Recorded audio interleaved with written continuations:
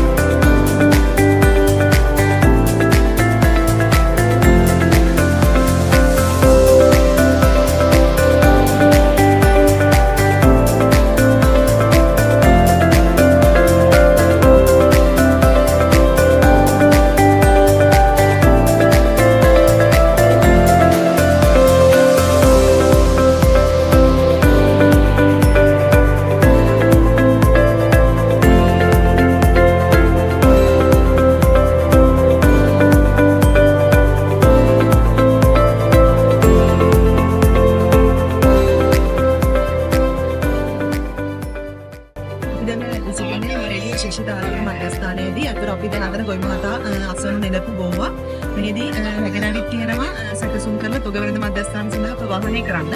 අපි දැන් බලමු ගිහින් කොහොමද අපි දැන් ගොවි මහතාගේ රැගෙන ආපු ගෝවා භෝගය කොහොමද ඇසුරුම් කරන්න මෙතනදී යොමු වෙන්නේ කියලා.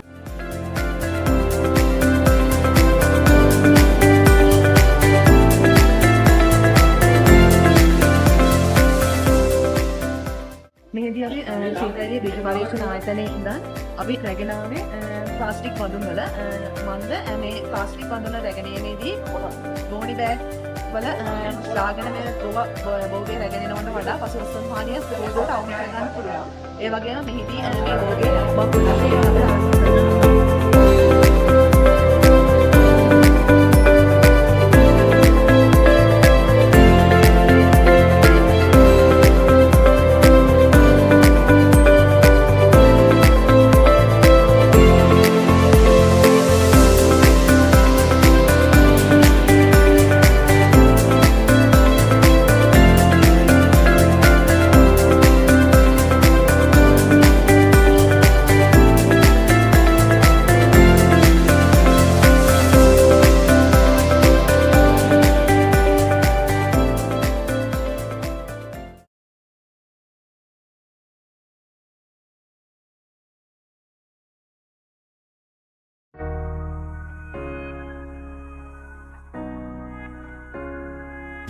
අද අපි ඇවිල්ලා ඉන්නේ පැෂන් ෆෘට් වල පෝස්ට් හාර්වෙස්ටිං ලොස්ට් එක ගැන බලන්න යන්න.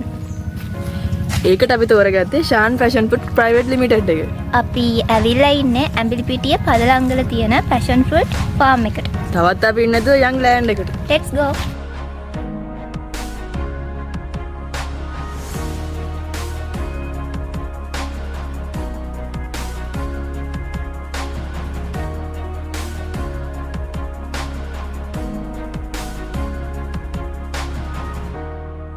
මේ තමයි අපේ ලෑන්ඩ් එක. පේනවද අපේ යාළුවා හාවෙස්ට් කරනවා. අපි එහෙනම් මෙතෙන්දලා ඉන්නතෝ අපි ගිහින් හාවෙස්ට් කරන්න උදව් කරමු. வாங்க போகலாம்.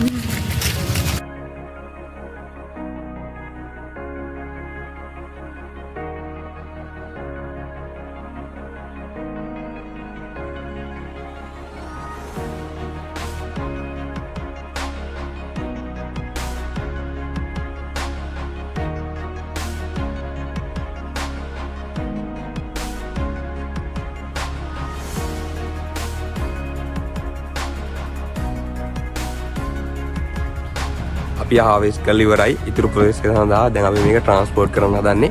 අපි එන යන් ඒ ක්‍රියාවේ.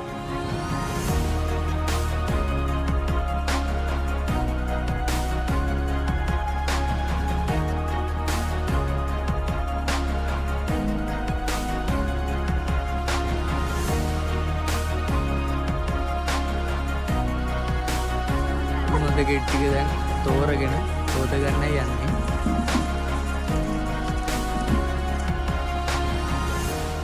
ප්‍රොසෙස් එක විදිහට අපි ලේබල් කරලා පැකින් කරන්න හදන්නේ.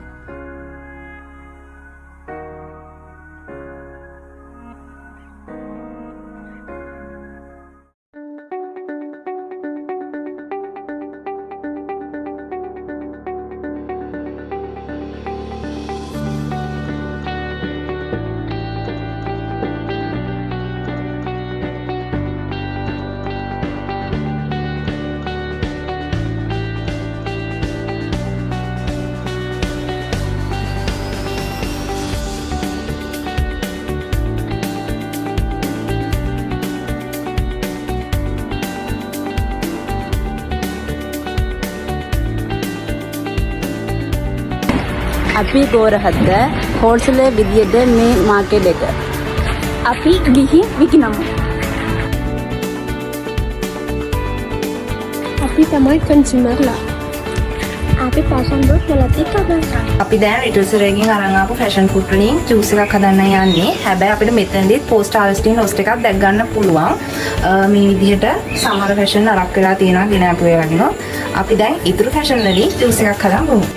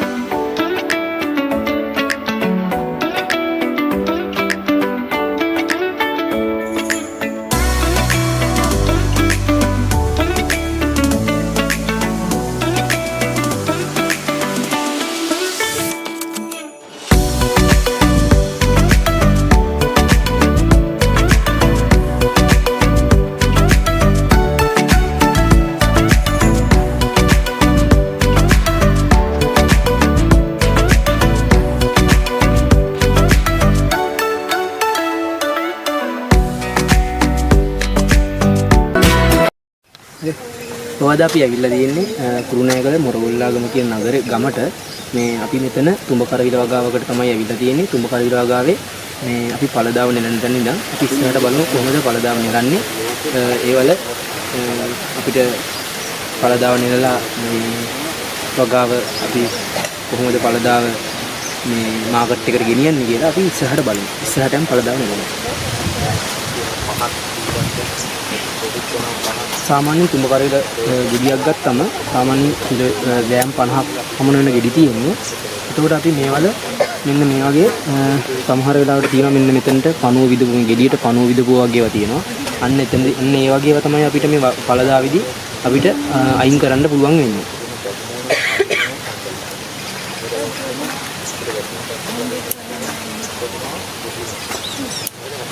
තුඹකරවිල වගාවේදී සාමාන්‍යයෙන් අපි පරාගණය කරන්න ඕන මේ ඵලදාව ගබා ගන්න. ඒ නිසා අපි පරාගණය කරද්දී පූමාංගී මල් කඩාගෙන ඇවිල්ලා ජයාංගී මල් වල පරාගණය කරලා තමයි අපි මේ වගේ ඵලදාවක් ලබා ගන්නේ.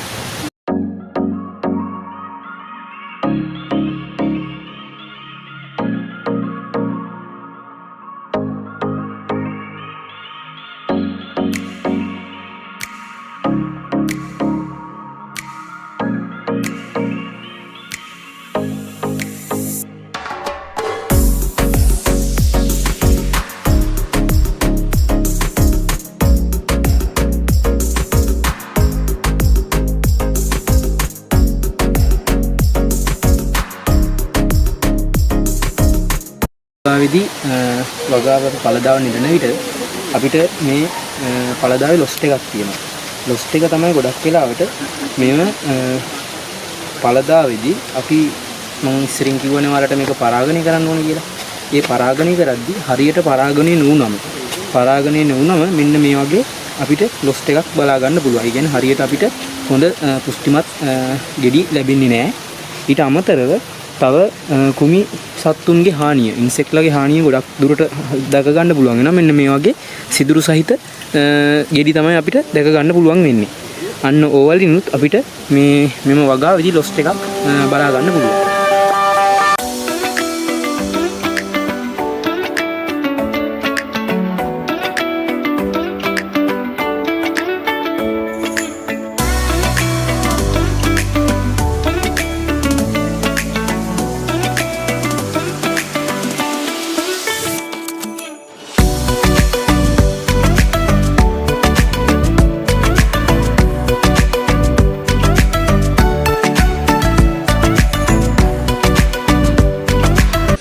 සුපර් මාකට් වලට වගේ යන්නේ දැන් මෙතනදී මේ සුපර් කරවිල ටික ගෙනල්ලා මේ වැකියුම් කරලා එතකොට දැන් මේකේ දැක්කම අපි නිකන් කවර් එක දාලා දෙන්නට වඩා පොඩි දැනෙන්නක් තියෙනවානේ කට්ටියට ඒ කියන්නේ දැන් ඒ කියන්නේ පොඩ්ඩක් මේක දැක්කම ගන්න හිතෙනවා ඒ වගේ තියෙනවා ඒ වගේම තමයි දැන් මේවා මෙහෙම දැන් එක උඩට කියලා මේක කරාම මේක තැලෙන ප්‍රමාණය අඩුයි මේකේ අර මේ ඩැමේජ් වෙන ප්‍රමාණය සෑහෙන දුරට අඩු වෙනවා. පොඩි දෙයකින් ලොකු මේ වැලියු එකක් මේකට ඇඩ් වෙලා දෙනවා.